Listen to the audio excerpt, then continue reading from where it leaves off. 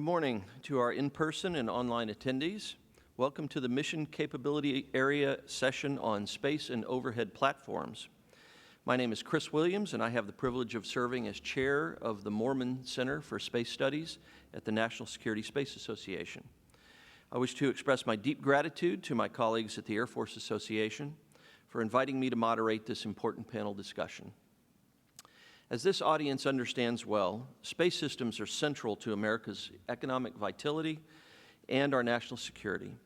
From CubeSats to highly classified national security platforms, satellite systems and the data they generate are rapidly evolving to meet the growing demands of government and commercial customers. At the same time, threats to these critical systems are increasing, especially from Russia and China. Joining me today to discuss these important topics are three distinguished leaders from U.S. industry. Paul Tillman, Senior Director of Azure Spectrum Technologies at Microsoft. Paul, welcome. Eric Brown, Senior Director of Military Space Mission Strategy at Lockheed Martin. Eric, it's great to have you with us. And Bill Gattel, President, Space Systems at L3Harris Technologies. Bill, so glad you could join us today. In terms of our format, I've asked each of our panelists to provide around 5 to 7 minutes of opening remarks. This will be followed by a question and answer session. For our audience, if you would like to submit a question, please text to the number on your screen. We will try to get to some audience-generated questions as time permits. Gentlemen, thanks again for participating in today's session. We'll begin with Paul Tillman from Microsoft, followed by Eric Brown from Lockheed Martin, and then Bill Gattel from L3Harris. Paul, the floor is yours. Good morning. Is this hot? Yes. Perfect. I've been locked in a room in my home office for 18 months. I am rusty at giving off-the-cuff remarks. You'll forgive me for using a few bullets here to guide me along the way. So, what I want to talk about is how do we handle the proliferation of space? We've gone from, a few hundred spacecraft in the 90s to a few thousand spacecraft today to on track for a few tens of thousands of spacecraft over the next decade. So we have tremendous access to space, and we have a tremendous amount of data sourced from space. What do we do with it? Let me first address why in the world is Microsoft up here talking at a space conference, and especially in the national security space. So if you know Microsoft for Windows and Office, I promise you, those are great products, by the way. But I promise you that we are more than Windows and Office. Our fastest growing business unit is our cloud business unit, Microsoft Azure. You have to have up-to-date stats. We have 65 regions worldwide, 160,000 miles of fiber and undersea cable around the world, and 180 edge sites. So it's a ginormous apparatus that spans the globe. What you then might also not know is that Microsoft is deeply committed to national security. And in addition to our commercial clouds, we have clouds supporting the US government at the unclassified FOUO level, at the secret level, and just recently at the top secret level. So we now have cloud that can support national security and support the space community across all manner of commercial and government needs. So cloud's a big deal. So now let me try and bridge the gap to space. About a year ago, we launched a new group called Azure Space. And the goal of Azure Space is to explore the intersection and how we can create mission capability and how we can tackle the challenges created by the amount of data and connectivity that the proliferation of space is enabling us with. We do not plan to launch satellites, right? So Microsoft is not off busily hurried away creating new spacecraft to add to my proliferated count. But instead, we're deeply partnering with the space community and with the defense industrial base to take advantage of really both of our unique capabilities to make sure that Microsoft, and more importantly, Azure Cloud, is the platform for creating new mission capabilities moving forward in space. To do that, we're tackling, too many hands, 4 key problems. The first is removing friction. So how do you get access to the cloud, especially if you're an expeditionary force and you have to go anywhere around the world, and at a moment's notice, you need to be somewhere that previously was not connected. This is our global connectivity wing, where we're breaking down the barriers to how we get connected in the most remote regions of the world. Next, with all of the data that can be sourced by spacecraft, how do we turn that data into insights? And this is our artificial intelligence for space focus. Third is really about accelerating the next generation of spacecraft and enabling the operators of that spacecraft. How can we use the cloud to perform digital engineering to enable that next generation and enable that next force of operators? And last but not least is really acknowledging the fact that all of a sudden we have a tremendous fleet of overhead assets that now need to be managed. We can really start to think of this as an extension of the cloud that happens to be in space. And that's our fourth pillar, Azure in space. So with the handful of minutes I have, what I'd like to do is let me dive deeply into global connectivity, how we break down the barriers between the cloud and getting connected anywhere in the world. And I'll touch briefly on the other three, and then I will pass the mic off here. Okay, so first, last year we announced Azure Orbital. Azure Orbital is really enabling us to ingest data at scale. Azure Orbital is a collection, physically, of hardware antennas that Microsoft is making and employing at our data center sites. So we are fundamentally turning our data centers into ground stations to ingest data from orbit. Not only that, we're also partnering with KSAT, Viasat, and USEI to integrate their antenna networks into our antenna network. This means that Azure Orbital can not only schedule time on Microsoft's antennas, but you can also schedule time on our partner antennas, all from one common platform. So we're really breaking down the barriers to getting access to overhead data and being able to do that at any of our locations around the world. From a virtual perspective, the other component of Azure Orbital is really creating a virtual ground segment in the cloud, enabling your processing. So if you're using a more standard radio technology, we have modem partners, Kratos, Amergent, and we'll automatically take your downlinked data and demodulate it and give it to you in the form of bits. If you're doing something more exotic, we'll actually take the raw baseband in a VIDA49 format and put that directly into your subscription and allow you to do all your own processing with the data there. So Azure Orbital breaks down the way we get data from space, but it's not just about Earth observation data, as I sort of alluded to in my example. It's also about enabling the next generation of SATCOM. We're partnering deeply with our SATCOM partners, so we've publicly described our partnership with both SES and SpaceX. And we're really working to integrate their constellations with the cloud so that wherever you are on the planet, you're one hop away from the cloud. That means latency, which is also always very important, but also means privacy. That means the ability to connect through overhead constellations and get access to cloud-borne resources without ever having to traverse the internet. You go directly into Azure. Really, when I think about how we're trying to tackle some of the challenges in SATCOM industry, I think about where 5G industry was 7, 8 years ago. It was substantially not virtualized. The radio functions were all performed with sort of appliance-based boxes. And when we look at a ground station today, that's fundamentally where we're at. We recently announced our founding membership of a forum called DIFI. And DIFI is really focused on, I'll have to read the mission statement from our website. The consortium is to enable the digital transformation of space, satellite, and related industries, providing a simple, open, interoperable digital IF and RF standard that replaces natural interoperability of analog signals and helps prevent vendor lock-in.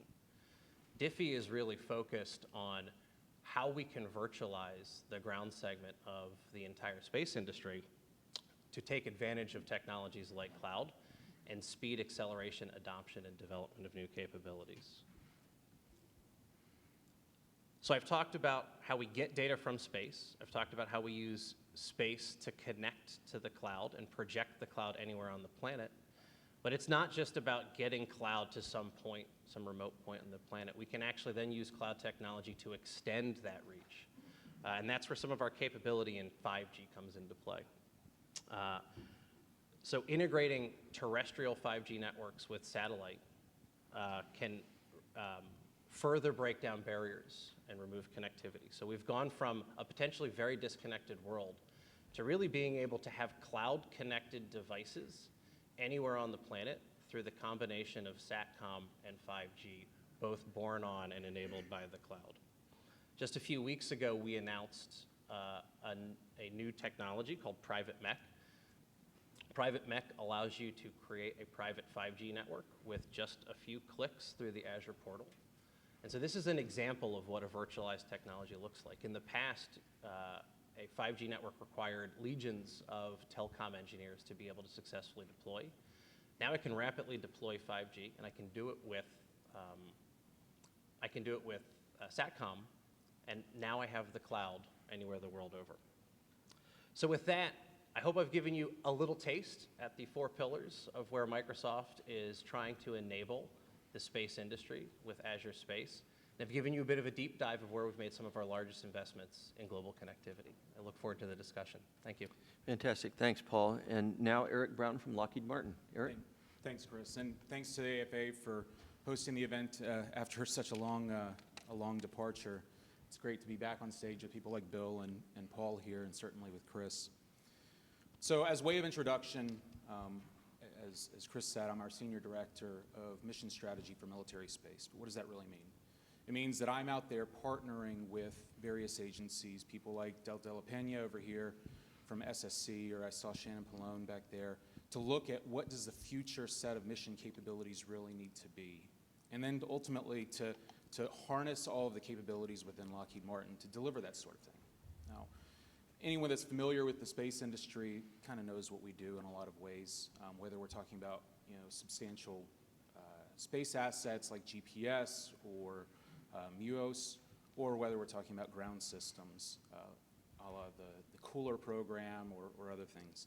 So I'm not really going to talk about what Lockheed Martin does for the next few minutes, since I've got an open stage and there isn't really a question posed to me. I thought I might take it in a little bit of a different direction. As I said, I have the title around mission strategy, and so I think it behooves us to start talking really about that underlying mission and what it really takes to get after the problems. In the words of the Chief of Space Operations just a few weeks ago, space is hard. And I think we can all accept that that's the understatement of the century. But I think it's a starting point for discussion. Because not only do we have to deal with a lot of the complications that Paul was outlining in terms of getting data moved around, understanding the data, making sure that the right people are able to communicate with the right ones across the globe. But now we start throwing in complications around things like budgetary constraints. How are we going to do this in an environment where there's always more to do and always a greater strain from a budgetary standpoint? And certainly there are the political equities, whether it be across agencies or across countries. And then throw into all of that, now you start trying to anticipate what the adversary is doing and try to work with allies on an international basis. And it's a really hard problem to solve. And so it's understandable then that we might try to simplify, and I would argue that we've seen too much oversimplification in the dialogue and the discourse in recent years. I'll give an example. I saw an article maybe about a month or two ago that basically said that the OPIR Next Gen platform, the successor to SBIRS, was a repeat of historical technologies, that it wasn't leaning forward and delivering new capability, and that anything short of a mega constellation would really just be yesteryear's approach. And it couldn't be further from the truth. The OPIR Next Gen program was really designed to deliver a whole new suite of resilience technologies in anticipation of the Chinese and the Russian threats. I mean, we heard Secretary Kendall say, top 3 priorities are China, China, China. And this was really designed to start getting after that problem of the Chinese challenging us on orbit as much as they're challenging us for dominance in every other domain. On top of that, we have tremendous sensors that have never been seen in the IR regime, with multiple payload partners coming into the equation.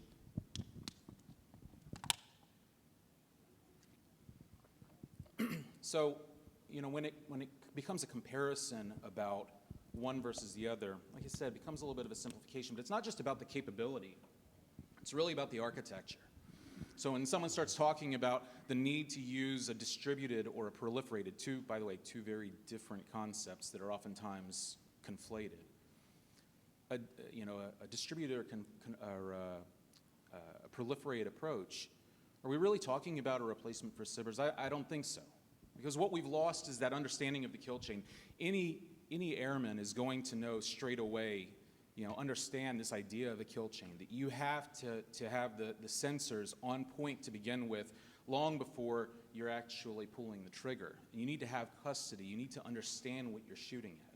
And so we look at something like an OPIR Next Gen or a SIBRs providing that bell ringer capability for missile warning, and tipping and queuing ideally to something around missile tracking, perhaps at medium Earth orbit, though that's an ongoing debate right now. And then ultimately having some kind of fire control solution, that's maintaining constant custody, low latency at perhaps a low MEO or a high LEO type of approach.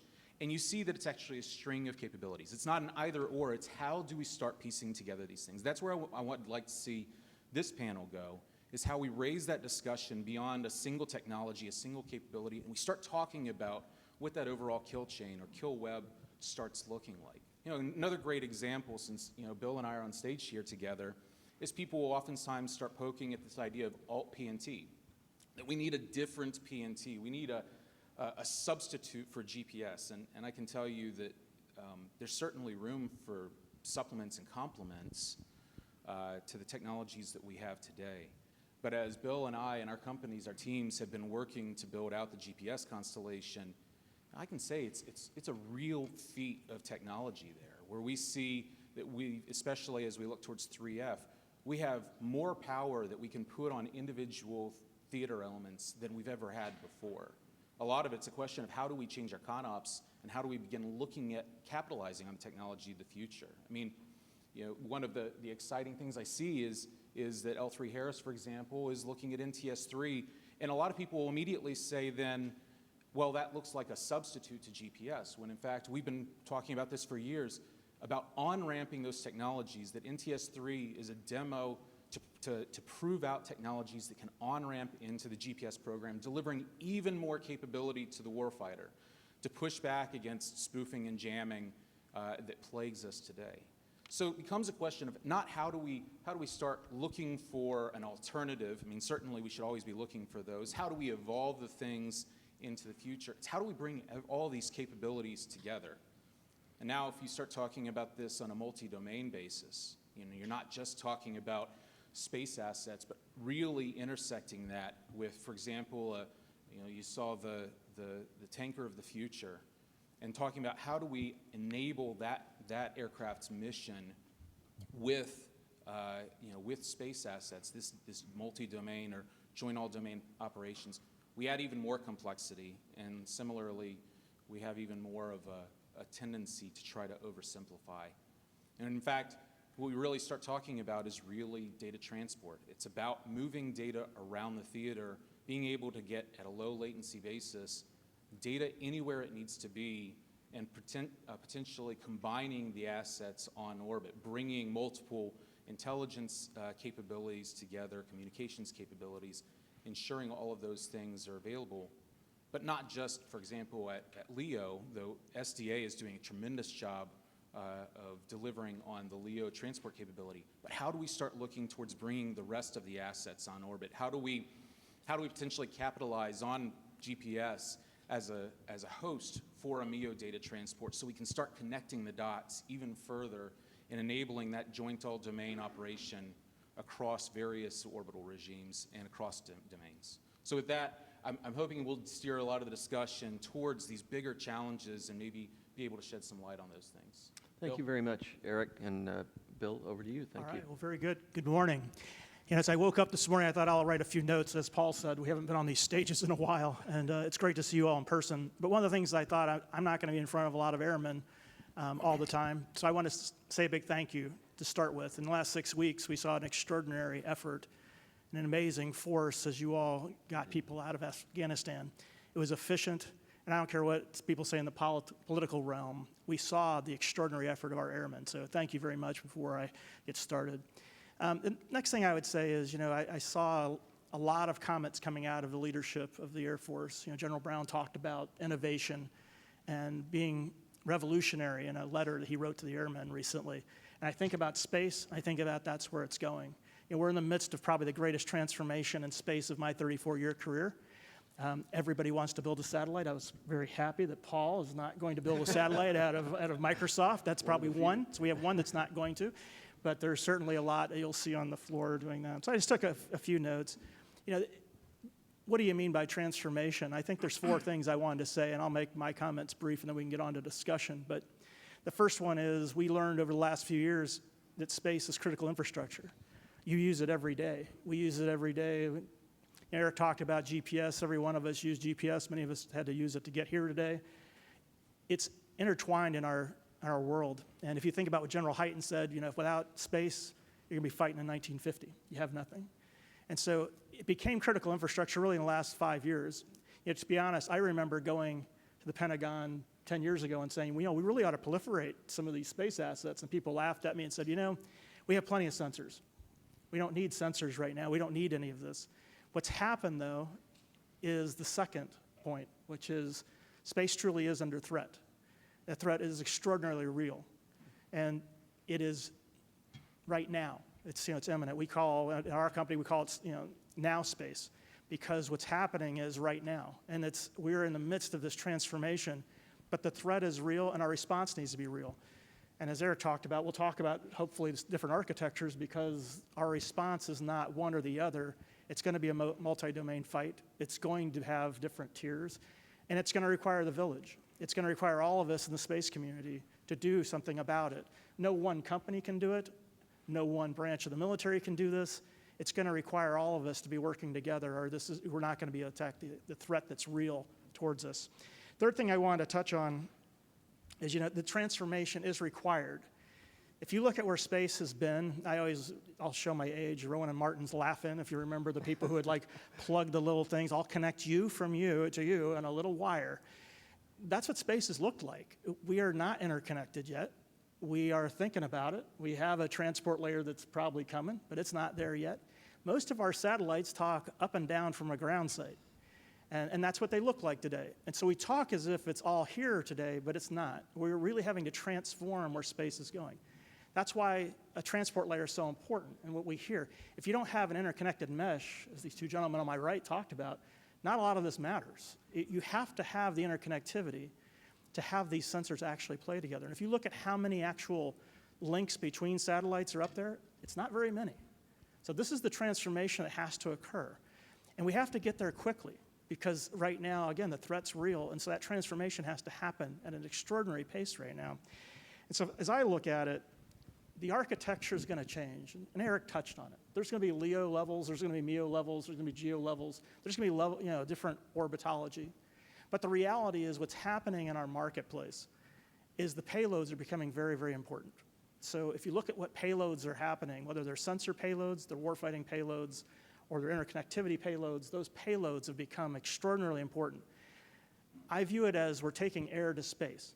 Many of you all are familiar with the avionics on jets, right? So a lot of that provides the real value on the jet. I'm not saying that the airframe isn't important, but those avionics provide a lot of importance to that pilot. They give him a lot of situational awareness. They give him a lot of what's going on. And so in space, it's the same way. The bus is going to get you there. It's like the airframe. But these payloads are extraordinarily important as we go forward. And so as that's happening, there's more people coming into the market. If you think about satellites right now, I bet if I did a raise of hands, I won't do it today because these heat lamps are currently cooking me. But how many people would think that L3 Harris has built any satellite on orbit? And he will know, but I'm a prime on 9 different satellites right now, and we have 30 satellites going through our factory. Most people in here would say, no, that's not true, because they would think of us as a component supplier, right? That's what we've been. But what's happening is my 4th point.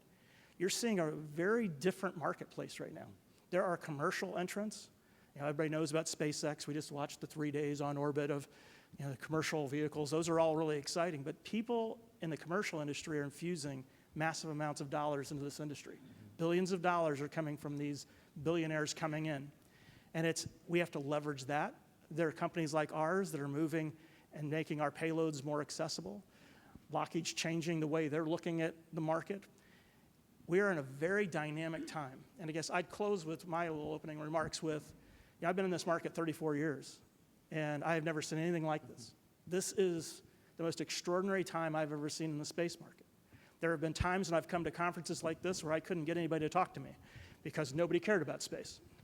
Now we're the popular kids, at least on this day. We'll call it the second day of the conference. But it's become a mandate for us. And many of us who work in this industry, certainly Eric and I have worked here a long time, we feel like we're leaving a legacy. We feel like we're making a difference. This mission is so important now and so critical. Many of us feel like we're going to leave a legacy like the Apollo era did. And because it's changing so radically, we're defining new architectures. And so from our perspective, the Space Force and those of you who are probably a part of that, you're going to leave a legacy that people will live on for the next couple decades. And for that, we thank you. I'll pass it off. Fantastic presentations, each of you. Let's turn to our question and answer session, and let me begin with you, Paul. Microsoft is, of course, the leading cloud service provider for the national security community, as you mentioned. How important is cloud computing to being able to make sense of the massive amounts of data being generated today and in the future? That's a really good question. And I think a nice example to look at is work that we've done through our partnership and funding of the OpenAI project. There's a massive AI model, machine learning model called GPT-3. It's a natural language model. You can give it prompts and it miraculously completes your prompts in very human ways. That's an example of a model that is wildly complicated to train, very expensive to train. It's the biggest machine learning model on the planet right now. And I'm picking on a non-space example just to draw out the point. That's a very nice exemplar where we've taken the data, we've done a lot of the training. It's now a sort of a base platform that you can then use and take and then start to tailor into other domains. I see very much the same kind of problem happening with making sense out of the data from space. We have a tremendous amount of overhead data coming down. Actually taking advantage of all of it means something like building a massive machine learning model that's taken advantage of all of the data and then making that consumable and usable throughout the community. So I think, if we just look at the amount of data coming down, you need the cloud if you want to just store it, right? It's got to live somewhere for some amount of time. Two, you need to catalog it, right? A bunch of unlabeled data coming from space is fairly useless. That's just taking up space on hard drives, on servers around the world. And so really looking at how you leverage the power of the cloud to take advantage of that data is key. And if I go back to the GPT-3 model I gave, that model's so big you cannot train it on a desktop computer, period. Full stop. Can't be done. And I think that machine learning models of the future that really take advantage of and best understand space data are at this scale. And so it's not a matter of can it help, but I actually think fundamentally you don't get the value out of the overhead data that we're collecting unless it lives on the cloud and is mined into useful ML AI models on the cloud. That's great. Thank you. For Eric, the Space Warfighting Analysis Center, or Assessment Center, or SWAC, has initiated force design reviews to consider alternative architectural approaches in some key mission areas. What role should industry have in this process, and what can industry bring to the table to facilitate these kinds of important decisions? Thanks, Chris. So, we're waiting to see what Andrew Cox and SWAC are going to come out with in the November timeframe, I think is when the industry day is going to be. And from early discussions with them, there certainly has been some statements that they're intending to pull in the discussions from industry. Obviously, there's a lot of insights that industry would have in terms of what's the performance of various spacecraft and payloads, what's the capability of the ground based on different architectural considerations, and and bringing certainly creativity from a technical perspective into play.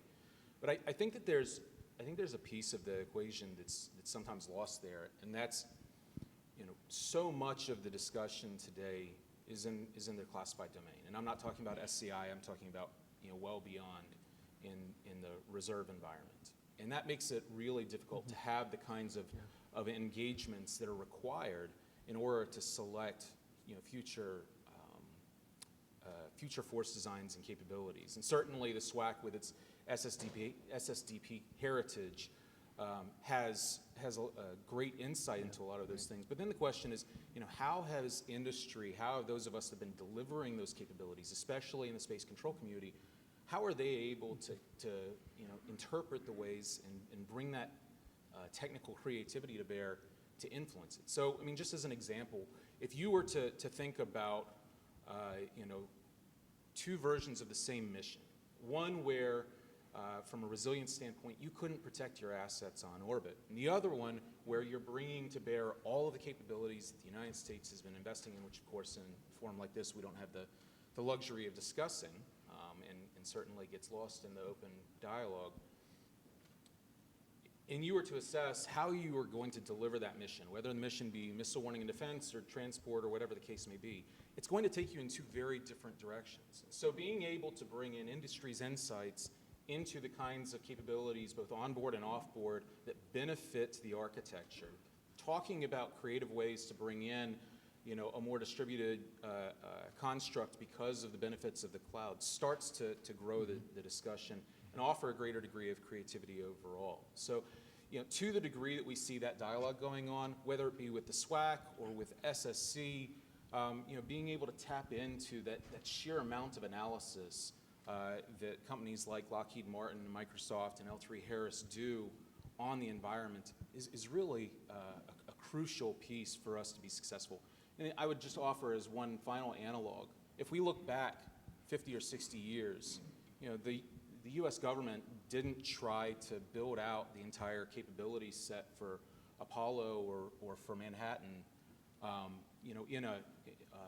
in a cloistered environment. It was about bringing in arm in arm, shoulder to shoulder, the might from industry and seeing, okay, what are the great ideas that are there? How can we all bring it together?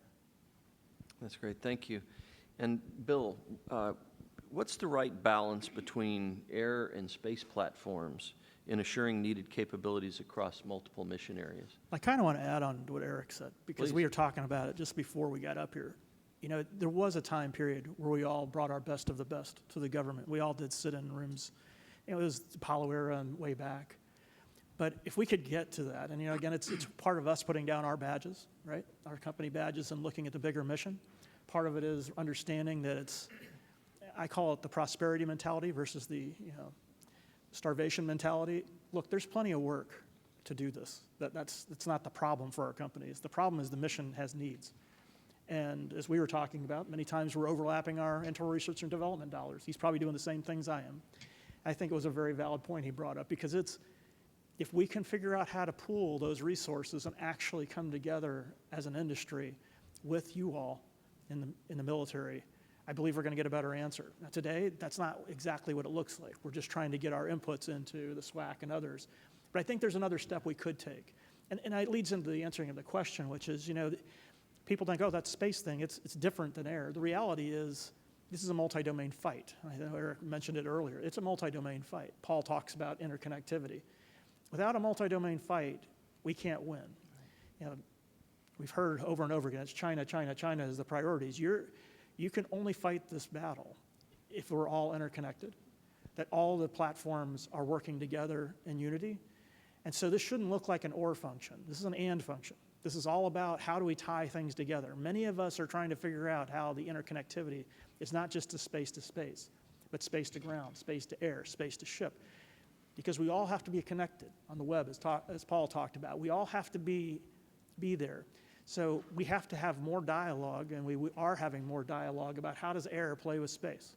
How does it actually work? It's not just a single interface that, oh, here's a feed. They've got to have interaction, because to be a powerful force, we have to act like a village, and that's what's important. Space is the ultimate high ground.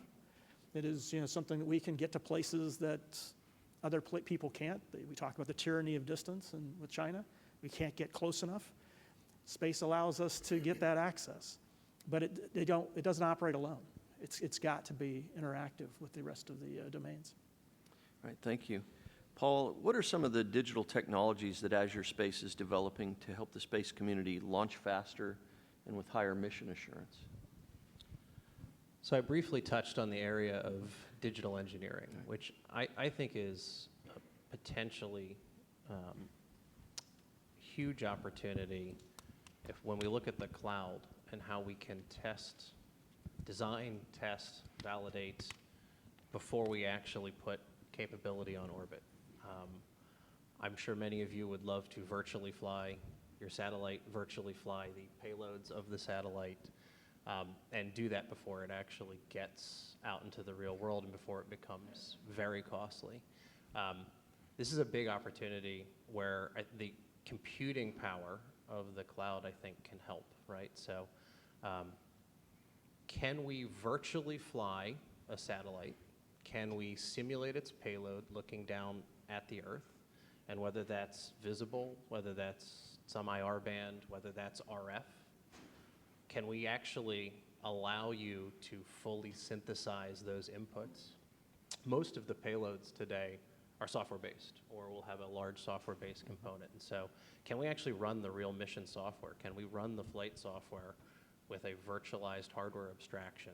And I think the answer is yes, we can do this in the cloud at scale. To me, this looks like a massive video game, right? Microsoft makes lots of great video game tech, and I think that's a good area where we can look for cross-collaboration with industries that we might not normally consider part of the space community. But I think if you take things like the Unreal Engine, you can now think about how, rather than running through a shoot-'em-up game, you can instead put a spacecraft overhead, look down, and create all the physics-accurate representation of the world, test your payloads. Maybe you can actually collect data before you fly and start to train some of those AI models that we talked about. Thank you. We have just a couple of minutes left. Let me see if I can get questions to both Eric and Bill. Eric, you've mentioned the multi-domain dimension of some of these challenges.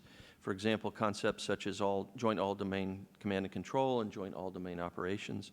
What's the future for these concepts and capabilities, and what are some of the key capabilities needed to promote multi-domain operations? And my apologies, but if you could be brief. I'll keep it really brief. In a big topic. Especially on this topic, I think Bill and I have both already hit a lot of it. But I would say in terms of the future of that, right now we're focused on a very small sliver of the space capabilities really merging with and interfacing with the air domain. What I would offer as, what I believe is probably the future is really, bringing that full suite of capabilities, whether we're talking about, the assets at NEO or GEO, the full suite of capabilities at LEO, bringing all of those to bear in conjunction with the air domain. And just as an example, the idea that, an F-35 could serve not only as a sensor fusion platform for, various sensors on the air side, but actually be able to bring down a whole suite of sensors because of the abilities afforded to us through data transport and such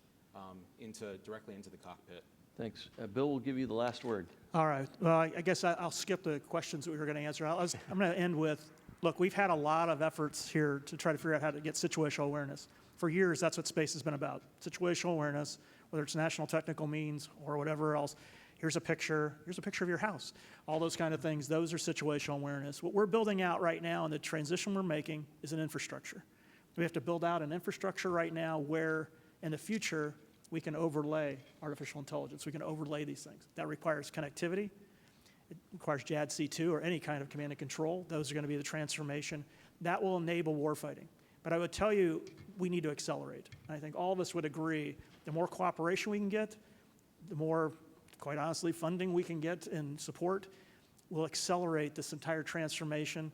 And it's required not just because we want the space industry to grow. This mission is extraordinary. The threats are real. And we, as industry, want to partner with the warfighter to make sure that we're safe as a country. And we truly believe not only are we going to win, but we're going to leave a legacy for many years to come. And each one of us is going to contribute to this as part of the village. Unfortunately, we're out of time. Thank you to our distinguished panelists. We'll now have a short break. Please be advised that Chief of Space Operations General Raymond will begin his presentation at 9:20 in the Potomac AB Ballroom. Hope to see you there. Thanks for your time today. We know it's valuable. Have a great day and be safe. Thank you.